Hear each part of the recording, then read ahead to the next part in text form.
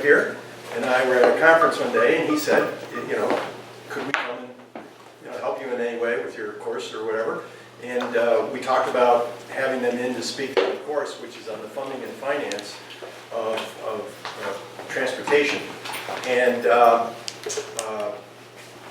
we actually had the CTA in to explain to us their capital funding and finance matters, and I did not know that they actually had a total debt load of about $8 billion right now that is outstanding. When I was at the CTA in the 80s, they didn't have any debt like that. And I think it's only over the last 10 years that they've been accumulating this level of debt. By the way, I should have introduced myself for the camera, at least with the recording. I'm Steve Schlicken, the Executive Director of the Urban Transportation Center. And anyway, the CTA has an enormous backlog of capital improvements that it needs to invest in to bring the system up to a state of good repair. I like to think of it that it's at a mediocre level of repair, and it's a condition that those of us who use CTA have grown accustomed to, so we don't know any better. That it really could be a much better system if it had kept up with its renewal of its system. In fact, that amount that they need to invest in the system over the next 10 years to get to a state of good repair, I think, is about $22 billion. There's no way they're going to do it if they do it on a pay-go basis. And it's going to be very difficult to even do it on a pay-go plus debt basis too. But with this is intended to be complementary of the CTA, because they've taken the bull by the horns and said, we can't let our system continue to deteriorate, become less attractive to our riders, and have us actually lose ridership instead of attracting riders. And as we know, at least on a few of the lines, CTA has been doing a great job in attracting ridership, but its service is at capacity on those lines. I'm talking about the red line in particular, maybe parts of the blue line on the O'Hare branch as well during the peak hours. So not only do they have a renewal issue, they now have a capacity expansion issue, which we call core capacity for those who know about how we address the difference between renewal and adding capacity to the existing system. Anyway, I think it's important for us to understand how CTA is viewed by the financial industry. It's interesting, CTA has an investment grade rating, despite the fact that it has a great, enormous backlog. So it's of particular interest to me and to my class that I teach this to learn about how Moody's and other financial bond rating agencies approach their evaluation of transit systems. And Peter was fortunate enough to be able to bring to us the lead analyst for the CTA at Moody's, and that's Ted Hampton. Ted Hampton is the Vice President and Senior Analyst for Moody's. He covers a number of states, including Alabama, Alaska, Illinois, Kansas City, Michigan, and South Carolina, and Puerto Rico. Is that right? Yeah, I mean, some of that's outdated. But okay, sorry. Anyway. So it's us. Puerto Rico, right? Okay, there you go. Before joining Moody's, he was a journalist for 12 years covering public finance. He has a Master's of Business Administration degree from Yale School of Management and an undergraduate degree from Dartmouth College. I'd like to welcome Ted today to give us his presentation. But before doing that, I'd like him to know who's in the audience, because I think we have a very good group of people here. So I'll start here with Paul. Just really briefly explain who you are and what your title is. Paul Menaxanos, research professor at UIC. Jordan Snow, I'm a research transportation planner and analyst at the Urban Transportation Center. I'm Paul Needham. I'm up here, Master's of Urban Planning Policy. I just finished Steve's Transportation Finance course. Not until you take the exam. Wow. That's right. Yo Hong, Associate Professor in Economics, Public Administration. Martin Menninger, I work on transit policy at CMAP. Kate Lowe, I'm an assistant professor in urban planning and policy. Youngjin Kim, PhD student in urban planning.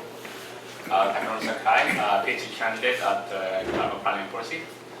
Ian Brown, I'm a researcher at UTC, and I also am about to take Steve's final. My name is Seem Sir, and I lost my title years ago. He's a former director of the UTC. I'm Jody Plum, Administrator, UTC. Ashish Sen, same boat as Seem. Same former directorship. And CTA board. Lisa Dirk, Senior Associate at UTC. David Fullerton, a recent MPA grad and a research associate at UTC. Mike Iverson, PhD candidate in urban planning policy and architect. Peter Glick, Moody's relationship manager. Great, thank you. Ted, All right. it's all yours. Well, thanks a lot, Steve. It's an honor to be here at UIC and to come back to Chicago. It's always good for me as the lead analyst for the state of Illinois at Moody's to actually, I work in the New York office, so every time I come out here, I learn a little bit more about what's going on. At the state level, continued paralysis, you can get that from doing a nexus search, but it is still good to be out here and good to be with people who really care about transit. You know, it's an important topic. Anyone who lives in an urban area probably depends on public transportation to some extent. Our piece of this puzzle, though, is perhaps a little bit less compelling to a general audience, and I realize I'm speaking here to specialists, many of whom, probably most, if not all of you, know more about CTA or transit in Chicago than I really do. But I'm here to tell you just how Moody's approaches CTA from a credit analysis perspective, why we assign the rating to CTA sales tax bonds that we do. So I'm going to go through a quick background of what credit ratings are, because I think it's possible that most of you don't necessarily have too much day-to-day involvement with credit ratings. And then our broad view of this type of bond, which is a sales tax transit bond. And then just how we got to the current rating on CTA sales tax bonds. We've actually downgraded CTA a couple of times in the last 6 years. Most recently was about 2 years ago, so I'll give you some of the background to that. It still has a much higher rating, well, it has a much higher rating than the city of Chicago, for example, and also the state of Illinois. And I'm not an analyst on the city of Chicago, just to be clear, or Cook County or anything like that, but I do cover the state of Illinois. Okay, so what do credit ratings really mean? This is kind of just a basic primer on that subject. And I want everyone to know that Moody's has this role where we assign ratings, we write research about the ratings. Our ratings are on this 21-step scale. I will show you that in a moment. We call it an alphanumeric scale because it's letters plus numbers. A lot of times people in the press sort of misunderstand what we do or misconstrue what we do and suggest that we're criticizing or telling people what to do. That's really not our mandate, and I don't think anyone I work with has ever approached the job in that way. You know, we're not casting aspersions, we're not recommending policy, and in fact, from a regulatory perspective, we are now prohibited from doing that in the wake of the financial crisis. So we specifically do not do that. We don't underwrite debt. We can't invest in the things that we rate. We have a limited but important role in our view. So the basic concept here in a credit rating is that it's a forward-looking assessment that people in the market understand. It's sort of common language of those who you know, deal in the securities markets about the relative risks of a bond. And unlike the other rating agencies, Moody's has an approach where we include not only the probability of default, but expected loss given default. So it's a little bit more complicated. The other rating agencies are simply probability of default oriented. So as ratings get down towards the bottom of the scale, which you'll see in a second, you know, we're dealing with those kinds of forecasts. And so our ratings don't always match up with those of the competition in situations like Puerto Rico or Detroit where, you know, there's actual defaults going on.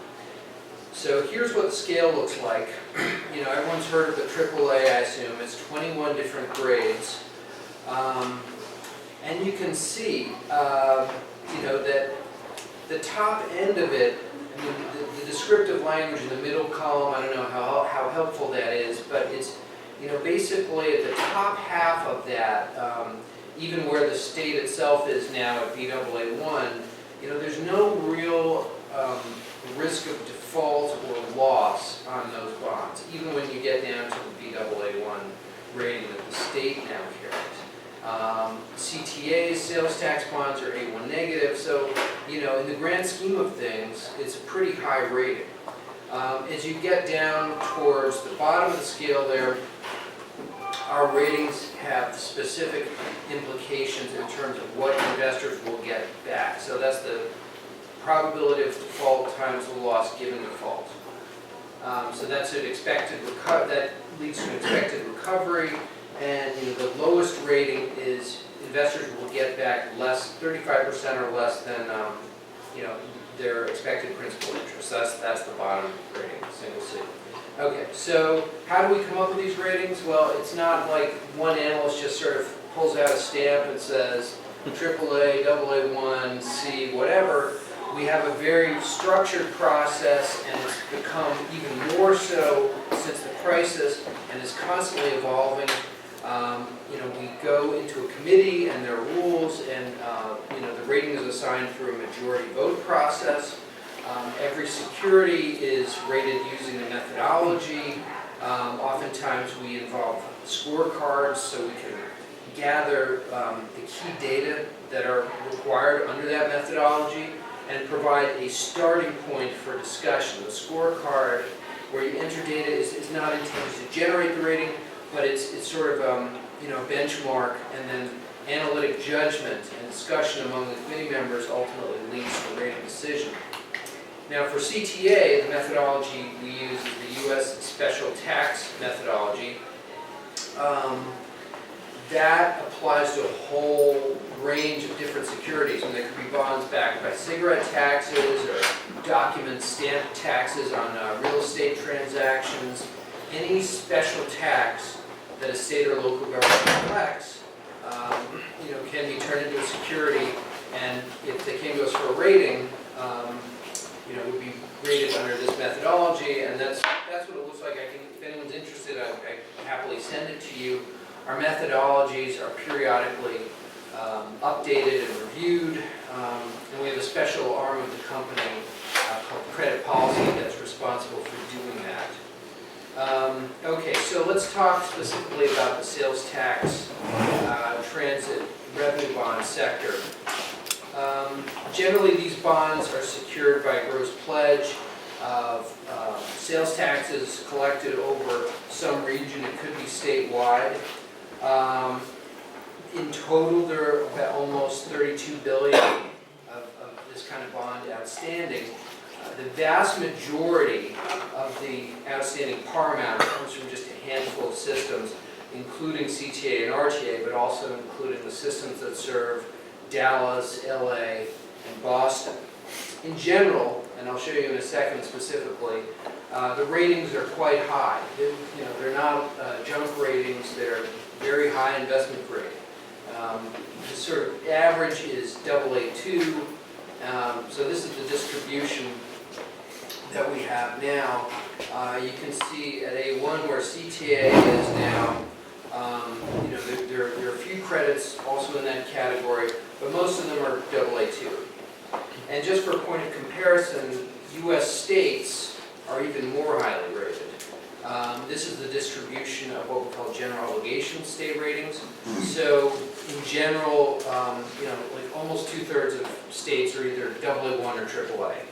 So we view states as having these intrinsic powers that mean that their general obligation bonds carry essentially no risk, unless things change. You can see at the tail end here, Baa1 is the state of Illinois, and then I've condensed this here, CAA3, which is my other credit, is Commonwealth of Puerto Rico.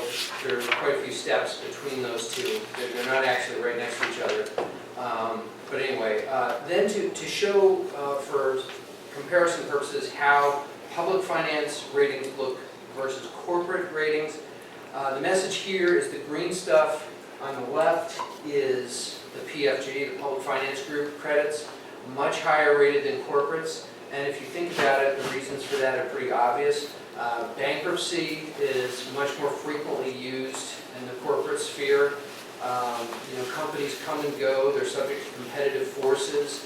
You can't liquidate, the city of Chicago in Chapter 7, and, it's just a very different world. And we expect there to be defaults and liquidations and all of that, and that's what we see in the ratings. But the entities that we rate in public finance, for the most part, are very, very high quality. So let's talk specifically about CTA.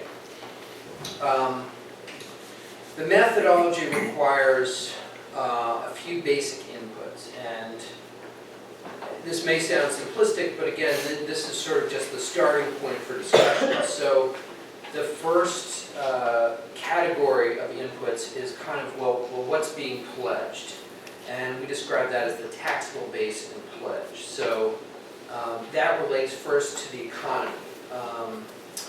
In a large city like Chicago, say what you will about the current state of Chicago's economy or the current state of the state of Illinois' economy, we view that as intrinsically very strong, very diverse, vibrant. It's pretty much as good as it gets. The other aspect of in this category is what's being pledged specifically. Is it like alcohol taxes, or is it sales taxes, which is really broad? Well, the RTA tax is a broad sales tax collected throughout the service region. So that's also very broad. So that's a good thing. We do have a lot of credits under this methodology that are backed by things like cigarette taxes. State of New Jersey, for example, has cigarette tax bonds that have a much lower rating. Second category is the legal structure. I don't know if people here have looked at bond transactions, but all bond transactions, of course, just like the mortgage on your home, have a lot of legal paperwork associated with them. And those bond documents lay out a whole host of things. And we focus on just a couple of them for the purposes of these key data. One is, what is the additional bonds test? That means how much additional leverage can the borrower take on in relation to its revenues. Now, this is typically spelled out in the bond documents. Sometimes the transaction will specify that no additional leverage can be taken out, and that's referred to as a closed lien arrangement. That's obviously the highest form of security. Coming down from that would be anything that requires a high coverage ratio. So an additional bonds test that says, for example, if you issue new debt, your resulting maximum annual debt service still has to be covered, for example, 3 or 4 times by your most recent actual revenue. Something like that would be a very strong additional bonds test. The other thing we look at in this methodology is debt service reserve funds. So if there's some disruption for whatever reason in the flow of the pledged revenues, is there any piggy bank that's legally preserved and available to pay debt service until a solution is identified? And there are different categories, different ways that legal documents define requirements for these reserves. And then we look at the performance of the revenues. How much revenue is there in relation to future maximum annual debt service? That's called a coverage ratio. Then we look at, is revenue generally rising? Or is it stagnant or shrinking? And how volatile is it? What was the biggest decline? How bad could a one-year decline actually be? That's something we take into account. And these all feed into our kind of starting point rating for discussion purposes anyway. And then we add in a number of factors that we refer to as below the line that can affect the rating, either bring it up or push it down. They can include things like whether the issuer has the ability to raise revenue. And has it demonstrated that it will do that? Are the revenues being put aside? Are they being put in a lockbox as they come in? Are they going straight to the bond trustee so that the issuer cannot spend them on other purposes before paying debt service? That's a positive. That's a strength.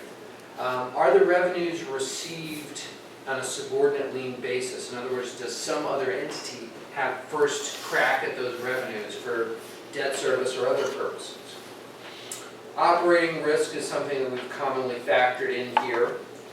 So how does CTA look on all these things? As I mentioned, we view the economy, the economic base of Chicago, say what you will about, current trends and all that, but it's very strong. So, we can just call it a AAA. That's the highest input in our sort of scorecard discussion here. We also view the nature of the pledge as very strong because it's a broad sales tax pledge. It's not like a rental car or alcohol tax. Additional bonds test is pretty good, but not great. It requires 2 times coverage of debt service. There's essentially no binding requirement for debt service reserve funds. And we make that determination if, for example, the issuer can use a surety instead of cash, or if the amount that they have to put in the debt service reserve fund is not that large. So this is kind of a negative for CTA. MAD's coverage, how much is their revenue versus maximum annual debt service is pretty good. Revenue is generally improving. They have had one fluctuation that was between 5 and 10%, so that kind of hurts them. But I would say the big factors here that I'm going to discuss a little bit more on the next page is CTA's exposure to other levels of government. So at the state level, for starters, we've had this long-running, tendency to put bills in the drawer, as we call it informally.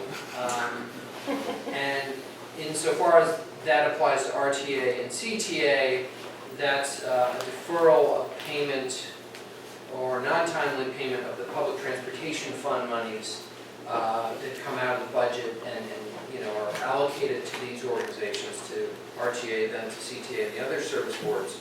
And that's been an issue, and we factored that into our ratings. We've discussed it many times. It's actually improved, since the 2011 income tax increase went in. Those delays abated to some degree or were lessened. But then the other factor where CTA looks very exposed to other governmental entities is overlapping pension liability burdens. Everyone knows, Illinois has a big pension problem. Chicago has an even more severe pension problem. CTA has its own pension problem. There are overlapping unfunded pension liabilities from various governmental entities that weigh on the service area and on the economic base where the revenues are drawn from. What that means, in my mind, is that the prospects for CTA benefiting from additional revenue increases in the future, if it needed to meet its capital funding requirements, are minimal. We used to assume that because after 2008, when they did impose new revenues, that ability was there. Chicago, New York, and there are just a couple of places that are so transit dependent.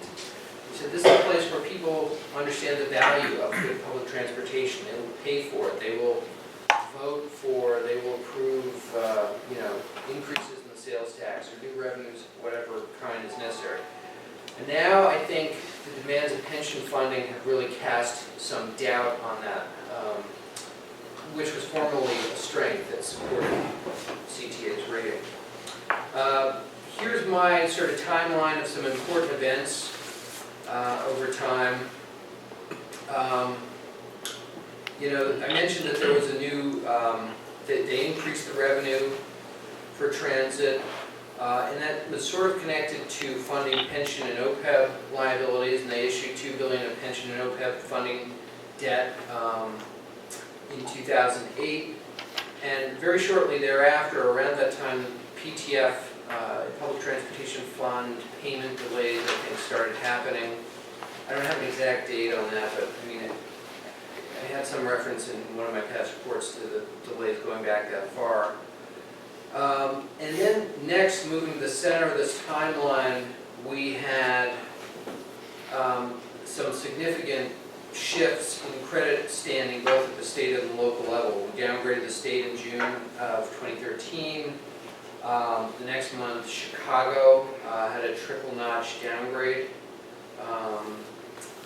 You know, there's some other things, there's some positive things. You know, revenue came back. There was the Supreme Court decision that said merchants in the Chicago area couldn't offshore their transactions to avoid the regional tax. That was a positive, but you know, not enough to offset all the other issues in our view. Under Governor Quinn, there was kind of a reconsideration of the RTA Service Board structure, and there seemed to be some willingness to question everything, you know, the organizational structure and the revenue raising structure and everything else. You know, now under Governor Raumer, I'm not sure if any of those questions are going to be continued, although that was certainly interesting. But then what happened next was a very rapid deterioration in the credit quality of the city of Chicago from our perspective. So it's now BA1, which is not investment grade.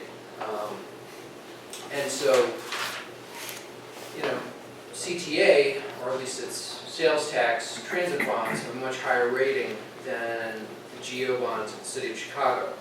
Now, okay, let me just go to the next slide here. So our most recent downgrade for CTA was, as I mentioned, about 2 years ago.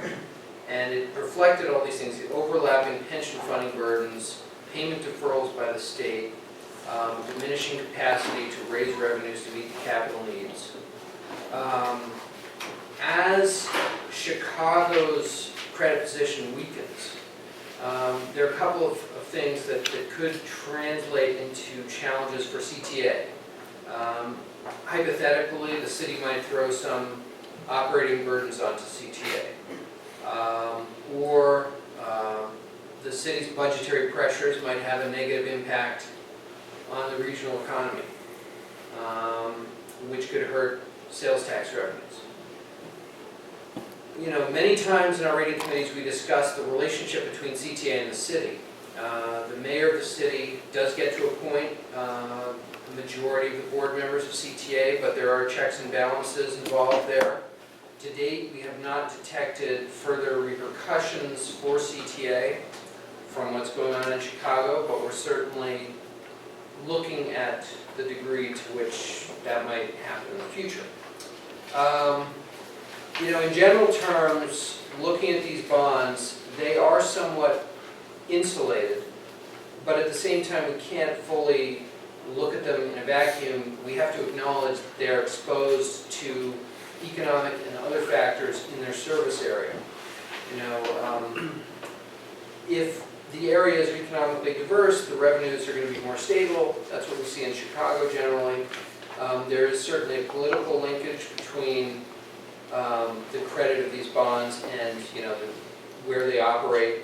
And there's this sort of tax capacity issue. One thing I would note is that by the time of our last downgrade, there had been a big deterioration in sort of the weighted average credit quality of all the entities, the city of Chicago and the counties. You know, their credit quality had fallen to A2 from AA3. Now that doesn't necessarily mean, that type of deterioration doesn't necessarily mean that the rating on these bonds has to come down. I think one of the best arguments against that is what we call the sort of flow of funds, the structure. You know, these bonds are paid from revenues that, you know, flow to CTA in a fairly ironclad way, except for the PTF revenues. I mean, I guess this chart is a little bit busy. I don't know if you can make it out, but I mean, some of the bonds of CTA, the 2008 pension and OPEB bonds get real estate transfer tax revenues. The rest get revenue that's allocated to CTA, comes through RTA.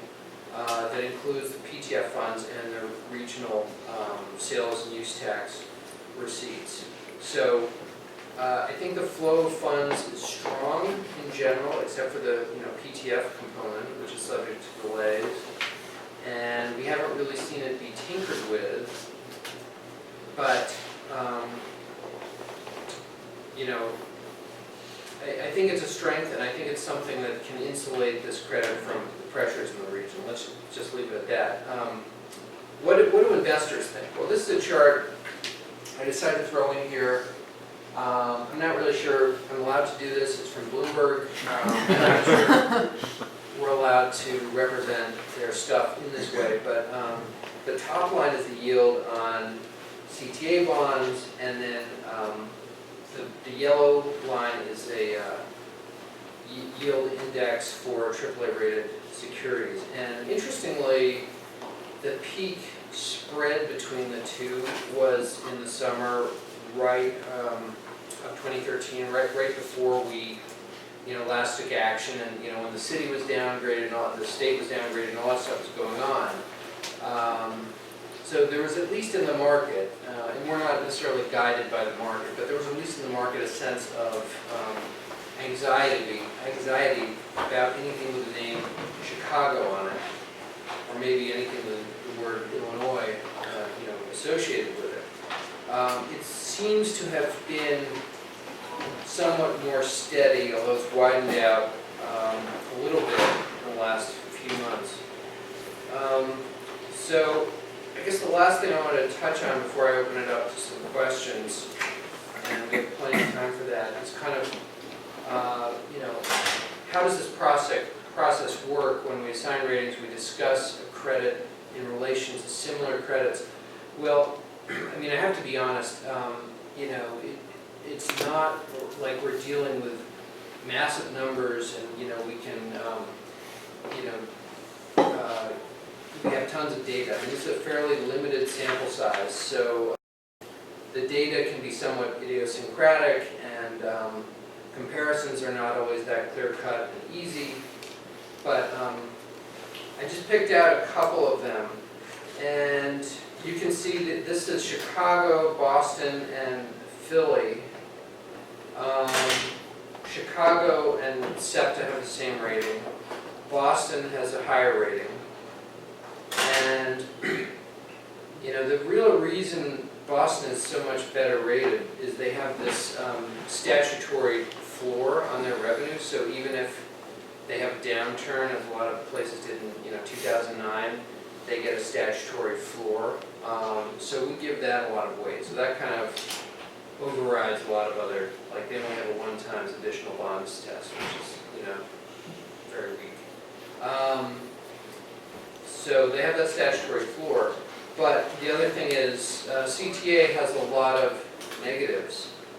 We have the state and regional pressures, which we've talked about. CTA has its own pension issues. They still have about $5 billion of pension liabilities to deal with. And interestingly, RTA, which, as you all probably know, has certain specific roles like budgeting and stuff like that, theoretically could intercept funds that would be used for CTA's bonds if CTA is more than a month late on making pension fund contributions. So that's another weird thing. But another factor we've paid more and more attention to of late is that CTA essentially gets its regional sales tax revenue on a subordinate lien basis compared with the RTA, which has its own bonds. So SEPTA, has a strength of having its revenues go straight to the trustee. So that's kind of just a taste of how we look at these things. And with that, I guess I would take any questions that anyone might have. Yes, Steve? So you discussed sales tax bonds. CTA also has debt against future federal grants, and more recently, TIFIA loans. They're backed by affairs. Do you factor that into your thinking as to what that means for the system to use those revenues for those bonds and what, you know, did it go into your financial analysis in any way? Well, I just want to preface this with the fact that we haven't actually rated anything issued by CTA since 2013. I can't say specifically why that is, but you know, that was also the year when our last issue was when we downgraded it. So we have not rated anything, whether it's federal grant or, you know, anything backed. In general, with the transit and in the past with CTA, we would look at the federal grant-backed securities as separate. Federal grants are not pledged to the sales tax bonds. So we would analyze those federal grant-backed bonds, you know, based on their coverage and their legal characteristics. And if they were sort of over-leveraging against their Federal Transit Administration grants, they, you know, that would affect the rating on those securities. But yeah, I mean, it doesn't directly play into how we treat the sales tax credit. When you were discussing the nature of the pledge factor, you talked about how sales tax is very broad, and you pointed out a few specific negative examples like narrow liquor taxes or other types of entertainment taxes. How do real estate transfer taxes compare to sales tax in terms of their positive or negative view? Well, again, just Surgeon General's warning, we do not give the 2008 bonds a different rating just because they have the real estate transfer tax. It's about $50 million a year, I think, including the PTF match for that. But it's, you know, it's significant, but it's, we haven't differentiated up to now between that security and the others. In general, taxes related to real estate are incredibly volatile. So the state of Florida, for example, and also South Carolina, has a similar credit that I covered, has documentary stamp taxes where there's a percentage of value, and that's the same with the real estate transfer tax in Chicago. You know, so if you have that boom and bust, you know, you have a boom in value and you also have a lot of transactions going on, you can really see massive whipsaws. I think the South Carolina and Florida ones came down like 45% when the housing bubble burst. So incredibly volatile, you know. But in CTA's case, it's not, you know, the bulk of their pledge revenue. Yeah. In terms of infrastructure, it seems like a lot of municipalities in the past 8 years had problems just with their operating expenditure, that they're finally getting to a break-even point, or at least they're coming to service. But infrastructure, as repair and maintenance, has seemed to have been deferred during the recession. Even before that, I think you mentioned $20 billion in CTA deferment of their infrastructure. If they're reliant on, for capital projects, are they solely reliant on sales tax revenue-based bonds? And I saw real estate transfer fees in that chart there. And if so, where are they going to get this money? Because sales tax has already gone over 10% in the metro area. I've looked at those same reports, and I think one of those numbers had just come out when we did the downgrade, and you know, something we discussed about deferred maintenance. But the actual capital plan is just a fraction of that. So they have like a 5-year capital plan that's roughly, I think, $3 billion. And I think within that, they're looking to get about $1 billion from sales tax revenue bonds. So,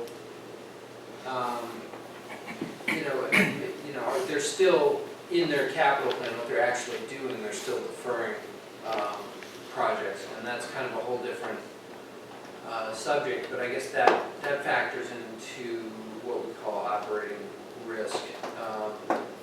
You know, that there could be some exposure that affects bondholders based on deterioration of the facilities. You know, You mean liability for public safety? Yeah, possibly. I mean, the revenues are not generated by providing the service, so there's a bit of a disconnect there. But at the same time, we assume that in order for the state essentially to keep funding this, this is going to have to keep providing service and being relevant and all of that. So, yeah, I mean, deferred maintenance is not a good thing, although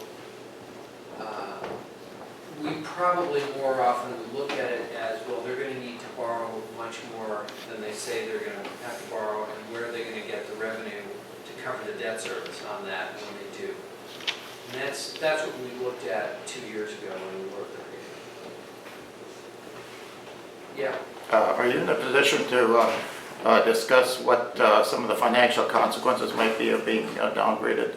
And more specifically, are the downgrades roughly equal in terms of financial consequence from the various A levels, B levels, and so forth? And is there a sort of psychological difference between being in the A category versus B? We are not in the business of looking at that directly. I think we're supposed to be doing what we do without regard to what the impact is. We're not supposed to be worried about the so-called optics of whether something is AAA or Baa3 or whatever.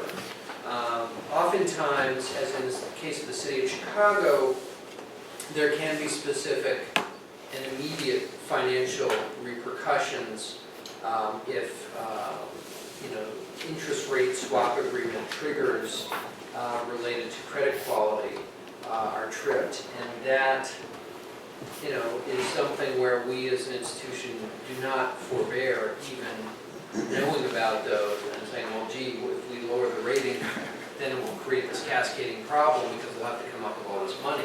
I mean, our institutional policy is that we can't forbear regardless of that kind of consideration. And we don't also monitor or have an official view on, what relative yields will be post some rating action. In general, we look at yields only as a potential yellow flag of what's going on in the market, or from a credit perspective. So I know that in the C up or lower B, C level, that's when you start talking about the recovery range. Is the expected recovery range, is that more of an end product, or does that can that also factor into the rating in the first place? So just for example, like the city of Chicago's used some of its debt financing to do things like short-term landscape improvements. So what's the collateral of a bunch of flowers compared to having rail that's in place? You might be using the same amount of debt financing to pay for two very different assets. So do you factor in the recovery range on what actually is being spent from the debt proceeds, or does that not happen? Well, that's a really interesting question, and it sort of suggests you may have some expertise in the corporate sphere. In the public sphere, we don't really see typically collateral used in that way. You can't liquidate City Hall or a line of the L to pay creditors. That's just, people who buy these bonds are generally aware of that, or should be. Even the city of Chicago at BA1 is in an area where we expect full recovery, which may be a surprise to some people, I guess. But certainly in CTA, there's no current expectation of a default, and if there were a default, we would expect full recovery. Yes? Do you analyze the RTA as well? Yeah. Can you talk about the differences when you look at RTA versus CTA? Yes. RTA has sales tax bonds that are similar.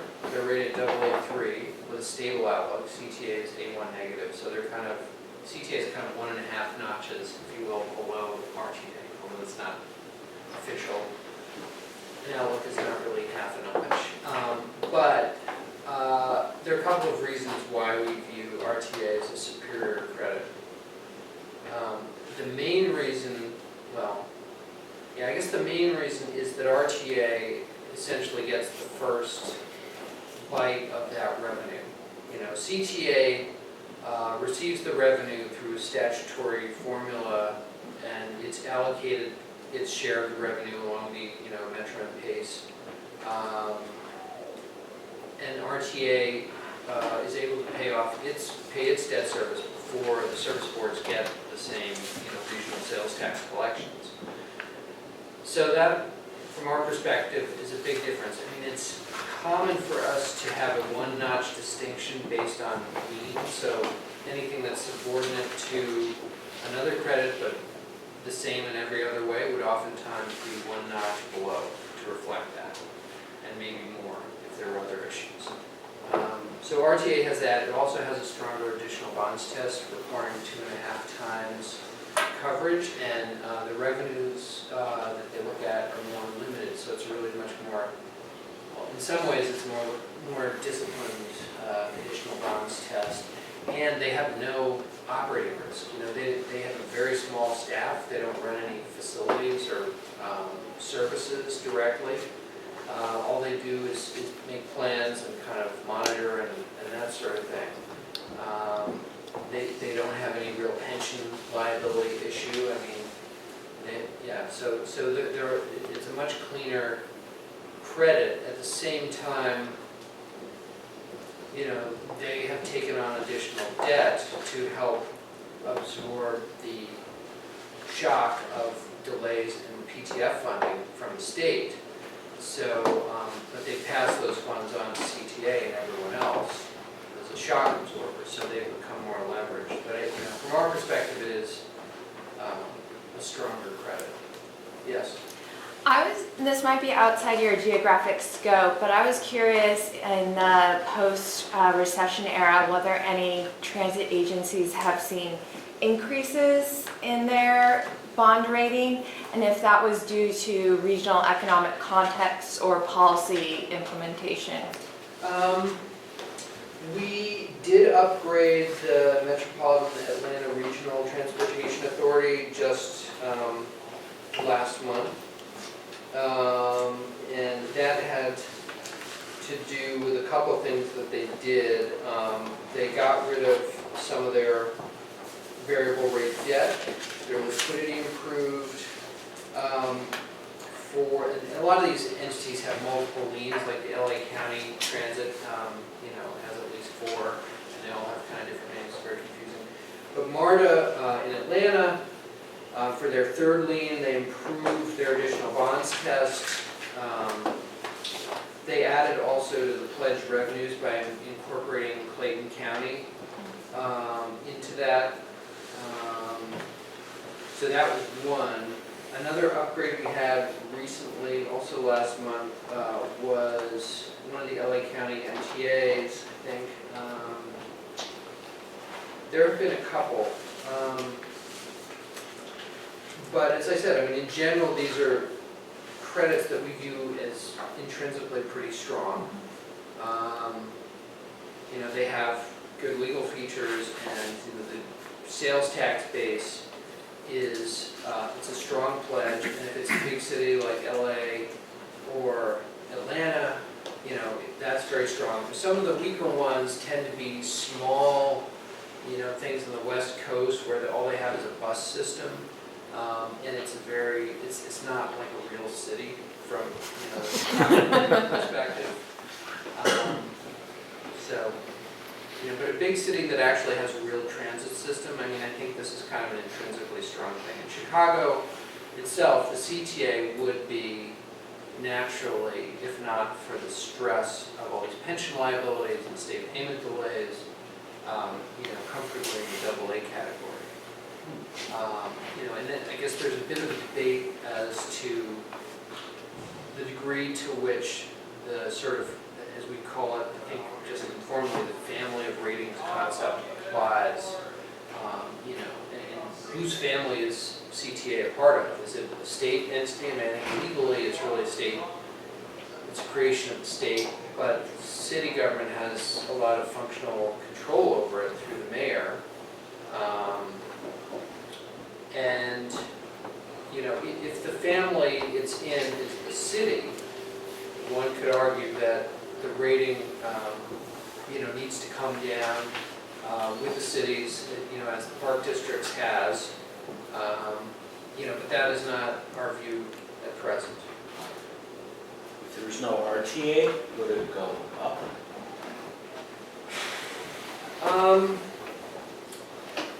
I don't know. I mean, I don't have enough information. I mean, I think dissolving the RTA, I mean, I'd have to know more about what the landscape was. And we fell with the RTA on both sides of the deal. Right. I always thought that back when I was at CTA, Right. you could run RTA with a very, very small staff. Right. Just to manage the flow of the tax Right. revenue. You didn't really need to do any of the other stuff that they do. Right. Of course, my opinion on that has changed. I think RTA has an important regional perspective Sure. that the other three agencies can't have because Right. they really have smaller jurisdictions. Right. And I think that's very important. And the other thing, I mean, someone has to levy the tax. And they're not going to let CTA levy the tax. They're not going to let Metro. They're not going to let PACE. They need a authority to levy the tax. And I don't know who it would be other than maybe CTA or CMAP, who cover the same, almost virtually cover the same jurisdiction. And then you need accountability for that tax. Who are you going to blame? Right. You know, who do you hold accountable? And if there's no one holding the service boards accountable for how they spend the sales tax, then I think that looks bad, personally. So I think you need an RTA, which has oversight, and you question as to how strong the oversight really is, but you know, a stronger oversight authority than it had before 2008. Right. I think that's a good thing, and I would think that, you know, rating agencies should, you know, consider that as a good thing. But then if you eliminated the need for the RTA to actually appropriate the funds to the CTA and then the other one, would that, you know, take away the first bite of the apple, would that help, or? Well, I see what you're saying. Yeah, all in that else regard. being equal, if it wasn't a subordinate, Yeah. you know, subordinate lien on that RTA tax, yeah, that might, I mean, if someone sort of paid off RTA's debt, I mean, I don't know. Yeah, well, that's a whole different issue, but right, yeah. Yeah.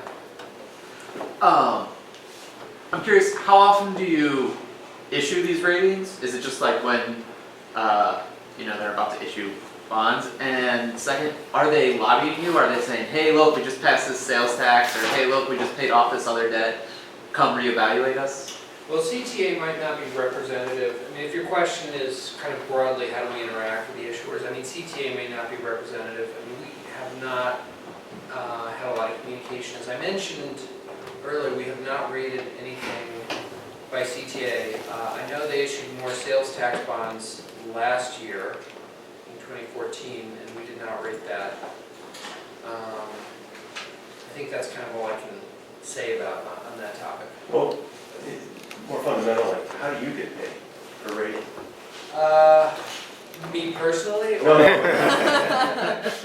So, Yes. I mean, we use what's called the issuer pays model. So, if hypothetically CTA did not, and I frankly don't know a lot about this, Peter would probably be better on this, and I cannot be a party to detailed discussions on this, but you know, just in academic terms, we are using the issuer pays model, which has been somewhat controversial.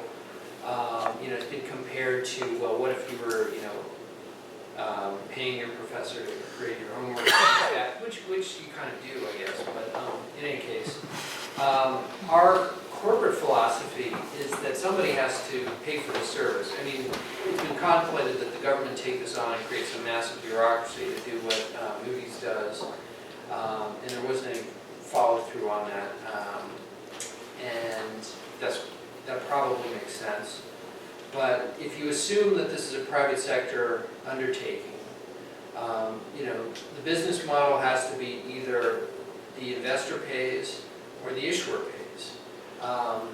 And we do collect some money from investors through, I think are you part of MA? Mm-hmm. No? Okay. But anyway, So, we provide services to investors, as our name implies, and we collect money for doing that. So if you're a money manager at some mutual fund company and you want to call me up on the phone or have access to, long-winded research, you're paying a subscription to get that and that sort of thing. And so we do get some revenue from that. But I mean, the bulk of our revenue is from this issuer pays model, and it's more on a per transaction basis. So I think if CTA is not asking us, or, not doing business with us in an ongoing way, we're not getting paid by them. It doesn't really affect me, but that's kind of more Peter's bailiwick. And it's a very tough job. But your analogy to a faculty member or a student, I think, is dead on accurate. Because the student is paying tuition, which goes to partly fund faculty salary. Some faculty rely on performance measures like student evaluations. So there's a quid pro quo relationship that's unspoken between good grades give good reviews. Good credit ratings means you're going to be hired by people who want good credit ratings. And that's why you weren't hired as of 2014, because you came up with that downgrade. So I think this is a great comparison. It's tricky. I mean, Peter, do you have any thoughts on, so you're sort of pushing on a string. I don't know what. Yeah, my kids aren't eating. But no, it is a user pay model. The terminology is issuers like the CTA come to us for a rating. In the old days, there really were two rating agencies that mattered, Moody's and Standard & Poor's, and any rating bond deal that was big enough had to have both ratings. It was no questions asked, and that's really how the industry transformed from a investor pay to a user pay. It was really essentially a branding, right? You stamp the proverbial stamped the rating on the bond and sell it. Investors know what it is, and that's the way it happened. Over time, a couple things have happened. Number one, we've seen the rise of Fitch, which is the third agency, which makes it much easier for investors to say, well, I don't need 3 ratings, I'll take the top 2, the best 2 out of the 3. If it's a smaller issue, I'll take the best 1 of the 3 and just deal with it that way. The other thing that's really happened in our world is that transparency. The fact that everyone's got to disclose their financials, it's all on the internet now. It means investment research houses that in old days, couldn't really access this information and do independent verification, now all of a sudden can very easily do it. So there's a lot of things that are going around in our business right now that are changing it. But the relationship with the city, and I'm not saying betraying any confidence, is obviously, the mayor is extremely upset with Moody's because of the downgrade from to BA1, which tripped a lot of the covenants, which cost the city hundreds of millions of dollars that all of us as residents, and myself included, are ultimately responsible for paying. And it's been his view, well, if Moody's was the first and the harshest, and the other agencies haven't quite caught up to that, I'm going to do what I need to do and make my decision accordingly. And it's been, it's an interesting environment right now. It's very difficult because, it is part of our institutional philosophy and process not to be guided by optics or not to forbear. And frankly, I know it may be hard to tell this to a public official, but what about the people who entered into these swap agreements? And the institutions with whom they were executed with. Why not be more angry at them? It's a bit of a shoot the messenger kind of thing, but maybe it's a little bit easier to turn into a soundbite. Yeah. All right, it's a small question, let's follow up on Jordan's question. How does the city of Chicago has both taxable and non-taxable, tax-exempt bonds. Does that affect how you do your ratings, whether it's a taxable issue or a tax exempt? Not really. Typically, the Internal Revenue Code has various provisions. What's an acceptable use of tax-exempt debt? It has to be sort of a public purpose. There's some things that have frequently been funded that have been, taxable, like pension bonds. Because it's not really a public purpose just to take bond proceeds and invest them. Sorry. But It's not intrinsically, I mean, the state of Illinois was doing a lot of taxable bonds marketing around the world in 10 and 11 to make its annual pension contributions. The fact that those particular issues were subject to federal income tax did not affect our rating. Right, because the city of Chicago issued taxable bonds to do some of the short-term costs that they were covering. And I was curious whether, Yeah, I guess to Jordan's I mean, question. the nature of the financing would be kind of more the Right. issue. So it's sort of deficit financing. I mean, rather than using Right. recurring revenue to cover recurring expenses, they're taking out long-term debt. That would be more the issue from our perspective. Yes? To what extent are you sharing sort of the process or the criteria for the rating with the issuer, especially in a public situation? Well, I mean, with the CTA, after our downgrade in 2013, I had an extensive phone call with Ron Denard, who was kind of our point person at CTA at that time. I think he's with CBS now. Right. In any case, he thought that we had made a very bad decision and disagreed with it, somewhat heatedly, and it was a long discussion, as I mentioned, but,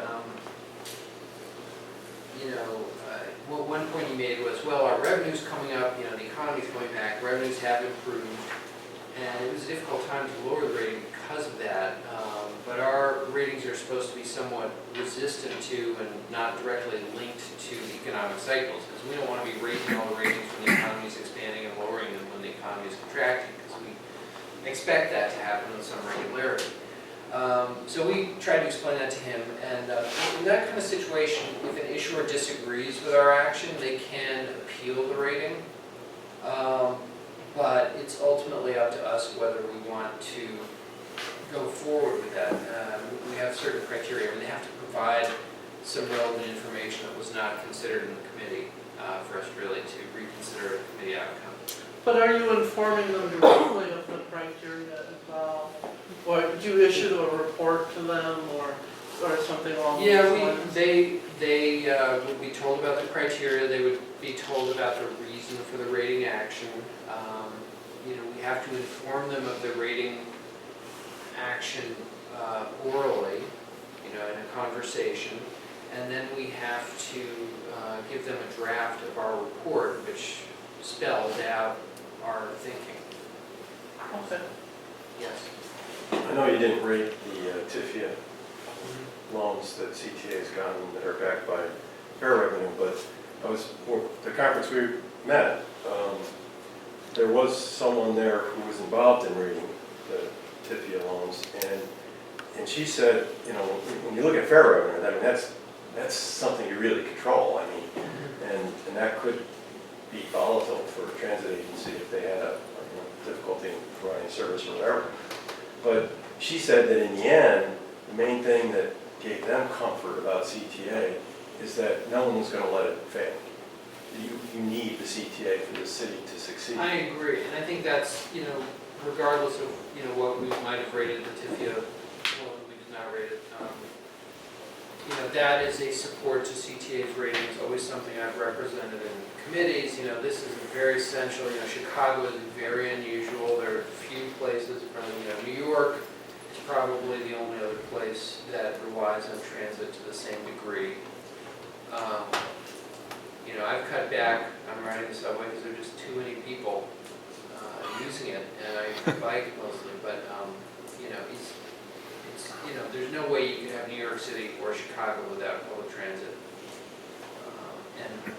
So I think ultimately voters will do what they have to, but I mean, we have seen things, that cause us to question that. I mean, in CTA's case, there were a lot of sort of fair giveaways, under Blagojevich, and that sort of thing. Cut that back.